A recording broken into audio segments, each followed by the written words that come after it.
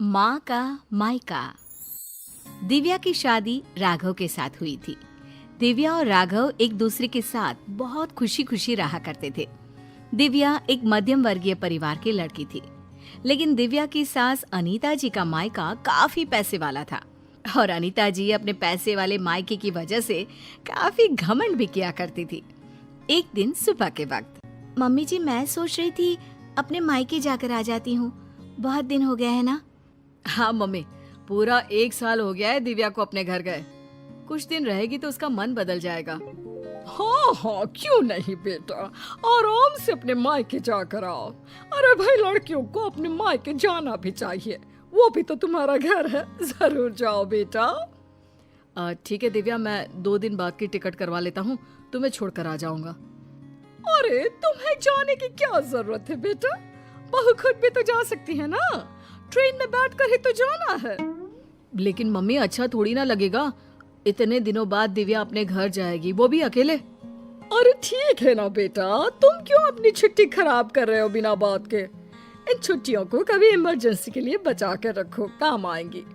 और बहू का क्या है, 2 दिन मायके जाकर वापस आ जाएगी। कोई बात नहीं राघव, मम्मी जी ठीक कह रही हैं, बेकार में ही मुझे लाने छोड़ने में आपकी छुट्टियां खराब हो जाएंगी। वैसे बहू, तुम्हारा भाई भी तो तुम्हें लेने आ सकता है। शादी के बाद तो बेटियों को लेने अक्सर उनके भाई ही आते हैं। तुम्हारी मम्मी ने नहीं बताया तुम्हें? कोई बात नहीं मम्मी जी, अभी आप ही ने तो कहा ना कि मैं अकेले जा सकती हूँ, तो मैं अकेले चली जाऊंगी। अरे बहू, कहीं ऐसा तो नहीं ना कि किराए के पैसों की वजह से तुम्हारा भाई तुम्हें लेने नहीं आ रहा।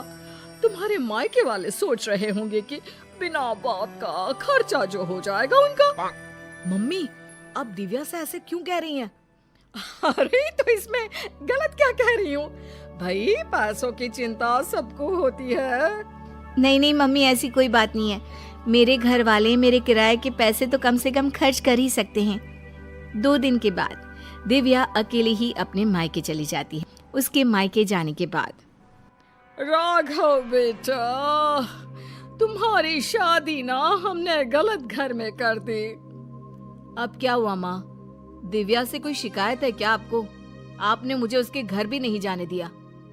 अरे क्या करेगा वहां जाकर, जब भी जाता है ढंग के तोहफे तक नहीं देते वो लोग।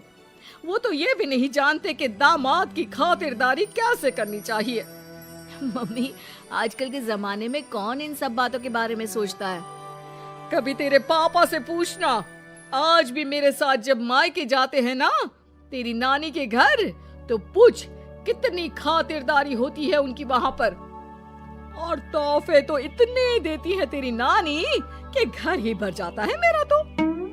लेकिन मम्मी, वो आपके मायके की परंपरा है ना, सब जगह ऐसा हो ये जरूरी तो नहीं। और हम दिव्या के घर वालों से ऐसी उम्मीद कैसे रख सकते हैं? अच्छा नहीं लगता मम्मी। ओफो, आजकल के लड़के ना शादी होते ही अपने पत्नी की साइड लेना शुरू कर देते हैं। अब देखना, आएगी तुम्हारी पत्नी खाली हाथ अपने मायके से। कुछ दिनों के बाद दिव्या अपने मायके से लौट कर आती है और वो अपनी मम्मी के दिए हुए गिफ्ट अपनी सास अनीता जी को दिखाती है। मम्मी जी ये देखिए, मेरी मम्मी ने मुझे साड़ी दी है, राघव के लिए शर्ट और आपके लिए भी एक साड़ी भेजी है। बस? और कुछ नहीं रखा तुम्हारी मम्मी ने?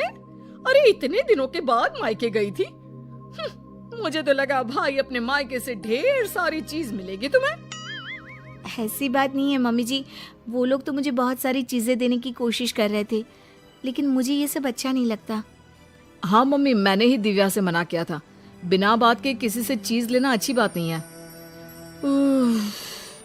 तुम्हारी नानी होती ना बेटा, तो मुझे कभी इस तरह नहीं आने देती। मेरे मायके की तो बात पूछो ही मत। जब भी जाती हूँ इतने सारे गिफ्ट मिलते हैं, क्या बताऊं। बस मुझे तो कभी कुछ खरीदने की नौबत ही नहीं आई। कभी कोई साड़ी, कभी कोई सामान मैंने खुद के हाथों से इतने सालों में नहीं खरीदा। सब कुछ तुम्हारी नानी ने दिया है मुझे। मम्मी, अब वक्त बदल गया है, वो आपका मायका है, दिव्या का परिवार पूरी तरह से अलग है। हाँ मम्मी जी, और वैसे भी सबका परिवार एक जैसा नहीं होता ना, और मुझे मेरे परिवार से कोई शिकायत भी नहीं है। कुछ दिनों के बाद अनीता जी अपने मायके जाती है और जब वहाँ से लौट कर आती है तो बैग भर भर के गिफ्ट लेकर आती हैं। देखो बहू, इसे कहते हैं मायके से आना। अरे भाई, इतना सामान हो गया था कि क्या बताऊं। अरे वाह मम्मी जी, ये तो बहुत अच्छी बात है, आपको इतनी सारी चीजें मिली हैं। वही तो, और एक तुम्हारे मायके वाले हैं, ठीक से मिठाई भी नहीं भेज सकते बेटी के ससुराल वालों के लिए। मम्मी जी, आप ऐसा क्यों कह रही हैं? देखो तो सही बहू, मेरी माँ ने पूरे 5 डब्बे रखे मिठाई के। इसे कहते हैं बेटी को विदा करना। तुम्हारी तरह नहीं खाली हाथ भिजवा दिया। बस करिए मम्मी, दिव्या आपकी बहू है, आप उससे इस तरह बात करेंगे तो वो क्या समझेगी। राघव के बार बार समझाने पर भी अनीता जी पर कोई असर नहीं होता और वो कभी भी दिव्या को उसके मायके के लिए भला बुरा सुनाती ही रहती है। एक बार अनीता जी की तबीयत बहुत खराब हो जाती है।